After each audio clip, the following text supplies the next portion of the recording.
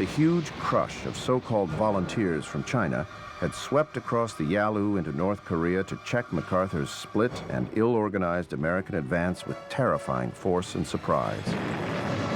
Day after day, night after night, UN forces found themselves engulfed in an ungodly cacophony, a crescendo of bugles, rattles, whistles, and drums. Against the 8th Army in the west, the Chinese smashed through badly prepared perimeters, overrunning gun lines and rear areas everywhere. Panic was never far away. On the right of the 8th Army, the whole ROK collapsed, abandoning their tanks, trucks, and weapons in a chaos of retreat.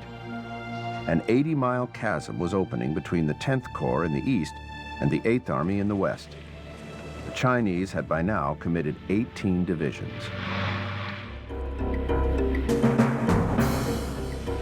The Korean soldiers that fought in our units we found to be very dependable, very reliable, very supportive, and very helpful.